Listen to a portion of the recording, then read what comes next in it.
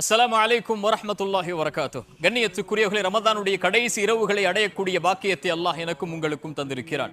இந்த நேரத்தில் அல்லாஹுடைய தூதர் கூறிய அந்த ஹதீஸை நினைவுபடுத்த வேண்டிய கடமை எனக்கும் உங்களுக்கும் உண்டு. அல்லாஹுடைய தூதர் சொன்னார்கள், அவன் நாசமாகுவான். யார் அல்லாஹுடைய தூதரே?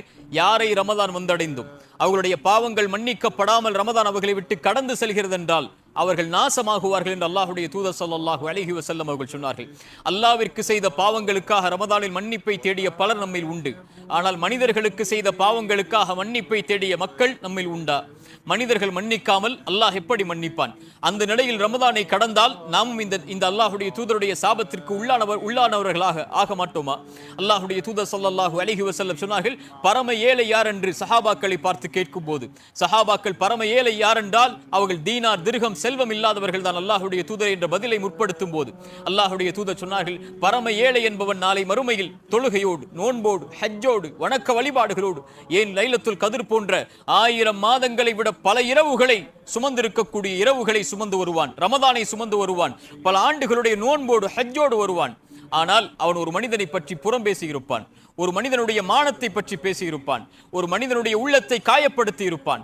அவர் இல்லாத சபையில் அவர் மீது அவதூறை கூறியிருப்பான். அவனுடைய உள்ளத்தை நோகடித்திருப்பான். அவனுடைய செல்வத்தை சூறையாடி இருப்பான். அவனோடு பகைத்திருப்பான், அடித்திருப்பான், அவனோடு சண்டையிட்டு இருப்பான்.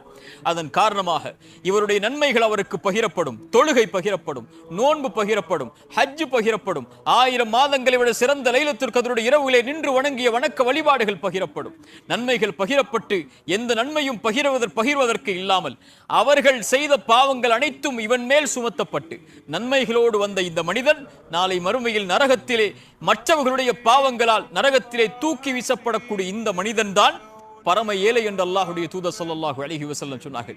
இருவர் நாளை மறுமையிலே அல்லாஹ்வுடைய சன்னிதானத்தில் வாக்குவாதத்தில் ஈடுபடுவார்கள். யா அல்லாஹ், இவன் எனக்கு அநீதம் இழைத்திருக்கிறான் என்று அந்த மனிதன் சொல்லுவான். அல்லாஹ் கூறுவான், இந்த அநீதத்திற்காக நன்மையை பகிர்ந்தளி என்று அந்த அடியானை பார்த்து அல்லாஹ் சொல்லுவான். அவன் சொல்லுவான், யா அல்லாஹ், எனக்கு என்னிடத்தில் எந்த நன்மையும் இல்லை பகிர்வதற்கு. அப்படியா யா அல்லாஹ், என்னுடைய பாவங்களுடைய சுமையை இவன் மீது சுமத்தி வை என்று அந்த அடியான் அல்லாஹ்விடத்திலே வாதிடுவான். அவனுடைய பாவங்கள் அவன் மீது சுமத்தப்படும். அல்லாஹ்வுடைய தூதர் ஸல்லல்லாஹு அலைஹி வஸல்லம் இந்த செய்தியை சொல்லும் போது தாரை தாரையாக அழுதவர்களாக சொன்னார்கள். அது மகத்தான நாள். அந்த நாளில் பிறருடைய தன்னுடைய சுமையை பிறர் சுமப்பதையே பிற மனிதர்கள் விரும்புவார்கள். ஆம், தந்தை தன் தாயை விட்டு, பெற்றோர்கள் பிள்ளைகளை விட்டு, கணவன் மனைவியை விட்டு, சகோதரன் சகோதரியை விட்டு, நண்பன் நண்பனை விட்டு, ஒவ்வொருவரும் தன் நிலைமையை முற்படுத்தி தாய் வந்து சொல்லுவாள், யா அல்லாஹ், என் மகனை வைத்துக்கொள், ஒட்டுமொத்த உலகத்தையும் வைத்துக்கொள், எனக்கு விடுதலை அளி என்று சொல்லக்கூடிய அந்த நாளை பயந்து கொள்ளுங்கள் என்று அல்லாஹ்வுடைய தூதர் ஸல்லல்லாஹு அலைஹி வஸல்லம் சொன்னார்கள். அது மகத்தான நாள் என்று சொன்னார்கள். இந்த பாவங்களுக்காக மன்னிப்பை தேடினோமா? ரமதானிலும் ரமதானுக்கு முன்னாலும் எத்துணை பேருடைய உள்ளங்களை காயப்படுத்தி இருப்போம். எத்துணை பேருடைய குறைகளை வெளிப்படுத்தி இருப்போம். எத்துணை பேருடைய மானங்களை பற்றி பேசி இருப்போம். எத்துணை பேரின் மீது அவதூறுகளை சொல்லி இருப்போம். எத்துணை பேரோடு சண்டையிட்டு இருப்போம். எத்துணை பேரோடு பகைத்திருப்போம். இதே நிலையில் ரமதான் நம்மை கடந்து சென்றால் நாமும் இந்த குற்றவாளியாக ஆக மாட்டோமா? மன்னிப்பை தேடுங்கள். பெற்றோரிடத்திலே சென்று மன்னிப்பை தேடுங்கள். பிள்ளைகளிடத்திலே மன்னிப்பை தேடுங்கள். கணவன் மனைவியிடத்தில், மனைவி கணவனிடத்தில், நண்பன் நண்பனிடத்தில், சகோதரன் சகோதரனிடத்தில், தெரிந்தவர் தெரியாதவரிடத்தில் என எல்லோரிடத்திலும் மன்னிப்பை தேடக்கூடிய மனிதர்களாக மாறுங்கள். இன்னொரு மன்னிப்பு அல்லாஹ்வின் மன்னிப்பு. அல்லாஹ்வுடைய தூதர் ஸல்லல்லாஹு அலைஹி வஸல்லம் லைலத்துல் கத்ருடைய இரவுகளை அடைந்தால் எதை ஓத வேண்டும் என்று ஆயிஷா ரலியல்லாஹு அன்ஹா கேட்கும்போது அல்லாஹ்வுடைய தூதர் சொன்னார்கள், அல்லாஹும்ம இன்னக அஃபுவுன் துஹிப்புல் அஃப்வ ஃபஅஃபு அன்னி. ஆயிஷா, இதை ஓதுங்கள் என்று சொன்னார்கள். அல்லாஹும்ம இன்னக அஃபுவுன், யா அல்லாஹ், நீ பாவங்களை மன்னிக்க கூடியவன். அல்லாஹும்ம இன்னக கஃபூருன், யா அல்லாஹ், நீ பாவங்களை மன்னிக்க கூடியவன். இந்த இரண்டும் ஒரே வார்த்தை தான், ஒரே பொருள் தரக்கூடிய வார்த்தை தான். அந்த இரண்டு தன்மைகளும் அல்லாஹ்வுடைய தன்மையில் வேறுபட்டவை. கஃபூர் என்றால் அல்லாஹ் பாவங்களை மறைப்பான், அல்லாஹ் பாவங்களை மன்னிப்பான். அஃபு என்றால் அல்லாஹ் ரப்புல் ஆலமீன் பாவங்களை நீக்குவான், பாவங்களை மறைப்பான், பாவங்களை மன்னிப்பான். ஒரு மனிதன் அல்லாஹ்விடத்திலே கஃபூர் என்ற தன்மையோடு அவனை அழைக்கும் போது அல்லாஹ் அந்த பாவங்களை மன்னிப்பான். ஆனால் இருந்தாலும் நாளை மறுமையுடைய ஏட்டில் அந்த பாவங்கள் முற்படுத்தப்பட்டு இருக்கும்.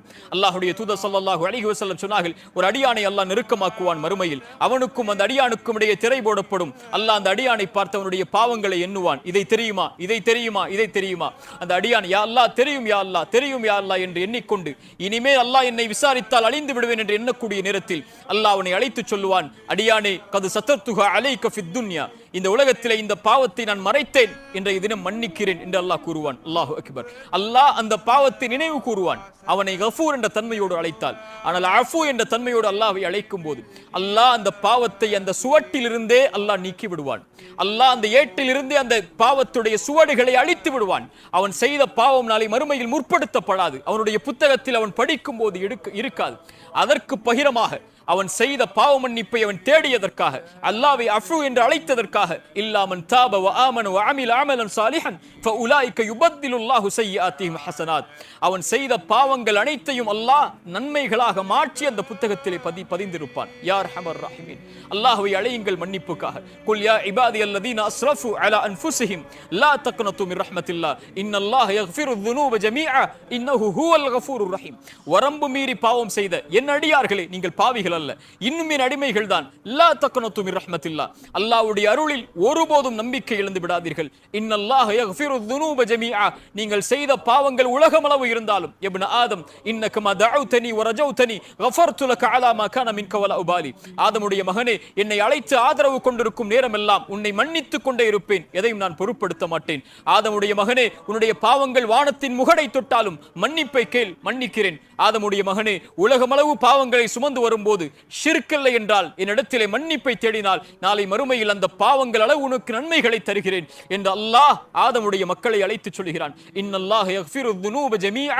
அல்லாஹ் எல்லா பாவங்களையும் மன்னிப்பான். மன்னிப்பை தேடுவதற்காக விரையுங்கள். பாலைவனத்திலே உணவையும் வாகனத்தையும் தொலைத்த மனிதன் அந்த பாலைவனத்துடைய மண்ணில் இனிமேல் வாழ்வதற்கு அவகாசம் இல்லை, மரணம்தான் என்று உறங்கி மறுபடியும் விழித்து பார்க்கும் போது அவனுடைய வாகனமும் உணவும் நிற்கும் போது அவன் மகிழ்ச்சியில் அல்லாஹ்வை பார்த்து உயிர் போய் கிடைத்த மகிழ்ச்சியில், யா அல்லாஹ் நீ என் அடிமை, நான் உன் எஜமானன் என்று அவனுடைய ஆச்சரியத்தில் அவனுடைய ஆனந்தத்துடைய எல்லையை மீறி தவறழைத்து சொல்லக்கூடிய இந்த மனிதன் அடையக்கூடிய மகிழ்ச்சியை விட அல்லாஹ் ரப்புல் ஆலமீன் தன்னை விட்டு நீங்கி, தொழுகையை விட்டு நீங்கி, குர்ஆனை விட்டு நீங்கி, திக்ரை விட்டு நீங்கி இருக்கக்கூடிய அடியான் தன்னிடத்திலே வரும்போது அல்லாஹ் எல்லையற்ற மகிழ்ச்சியோடு அங்கீகரிக்கிறான்.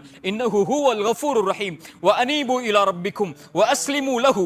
அவனிடத்திலே திரும்பி உங்களை அவனிடத்திலே ஒப்படைத்து விடுங்கள். அல்லாஹ் ரப்புல் ஆலமீன் அவனுடைய வேதனையை உங்களுக்கு கொடுப்பதற்கு முன்னால், ரமதான் செல்வதற்கு முன்னால் மன்னிப்பை தேடுங்கள். அல்லாஹ்விடத்தில் குற்றங்களுக்காக மன்னிப்பை தேடுங்கள். அல்லாஹ் மன்னிப்பதற்காக கரமேந்தி காத்துக் கொண்டிருக்கிறான். நம்முடைய பாவ மன்னிப்பை நமக்கு கொடுப்பதற்காக அவனை அழையுங்கள். ரமதானை நாம் கடந்துவிட செய்துவிடக் கூடாது. நம்முடைய பாவங்களுக்கான மன்னிப்பை முழுமையாக அல்லாஹ்விடத்திலே தேடி அல்லாஹ்விடத்திலே இந்த பாவங்களுக்காக இனிமேல் நெருங்க மாட்டேன் என்ற வாக்குறுதியை கொடுத்து சுத்தமானவர்களாக ரமதான் நம்மை விட்டு கடக்காமல், அதுபோல் மனிதர்களிடத்திலே செய்த பாவங்களுக்காக அது யாராக இருந்தாலும் அது எவராக இருந்தாலும் அல்லாஹ் நம்முடைய பாவங்களை மன்னிப்பதை விரும்புகிறான்.